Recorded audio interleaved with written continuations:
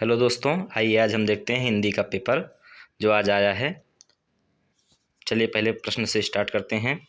पहला प्रश्न दिया हुआ है, शुक्लयुगीन लेखक हैं। तो शुक्लयुगीन लेखक हैं यशपाल। कौन है? Yashpal. Option number C answer सही है इसका। दूसरा क्वेश्चन देखते हैं, गुनाहों का देवता रचना की विधा है। तो गुनाहों का देवता किस रचना की विधा है? तो है उपन्यास।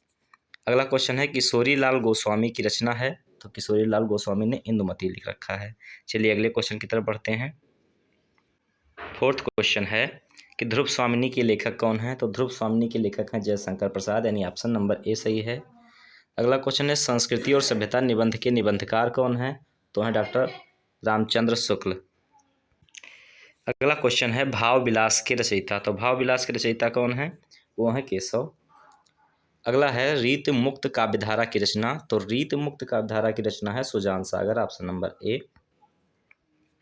चलिए अगले क्वेश्चन की तरफ बढ़ते हैं। कह रहा है कि दूसरा सप्तक का प्रकाशन कब हुआ? तो दूसरे सप्तक का प्रकाशन 1951 में आज्ञे द्वारा किया गया। अगले क्वेश्चन की तरफ बढ़ते हैं।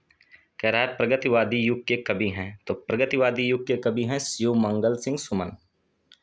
अगला क्वेश्चन है, महादेवी वर्मा का रचना है। तो महादेवी वर्मा की रचना है पथ के साथी। चलिए अगले क्वेश्चन की तरफ बढ़ते हैं। अगला क्वेश्चन है, बिंध के वासी उदासी तपोव्रत धारी महाबिनु नारी दुखारे पंक्ति में कौन सा अलंकार है? तो इसमें अलंकार है हास्य रस का। चलिए अगले क्वेश्चन की तरफ बढ़ते हैं। अगला क्वेश्चन है, जहाँ उपमेय में उपमान की समानता प्रकट की जाए वहाँ कौन सा अलंकार होता है? जहाँ उपमेय में उपमान की समानता प्रकट की जाती है वहाँ उपमा अलंकार होता है। 13वां क्वेश्चन है, सोरठा छंद के दूसरे और चौथे चरण में मात्राएं कितनी होती हैं? तो दूसरे और चौथे चरण में 13 मात्राएं होती हैं। पूछ रहा है अगला क्वेश्चन, अव्यय शब्द में उपसर्ग जुड़ा हुआ है। तो अव्यय शब्द में अप उपसर्ग जुड़ा हुआ है। 15वां क्वेश्चन है, माता पिता में समास है। तो माता पिता में समास है द्वंद्व समास।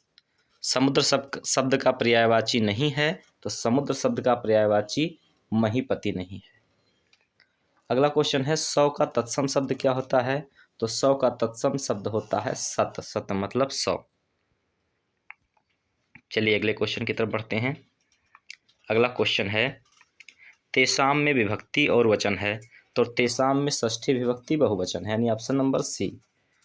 अगला क्वेश्चन है, तुमसे सोया नहीं जा सकता। ये कौन सा वचन है? तो ये है भाववाच्य। क्या है? भाववाच्य। विकारी पद नहीं है। तो विकारी पद नहीं है प्रतिदिन, यानी ऑप्शन नंबर सी आंसर सही है।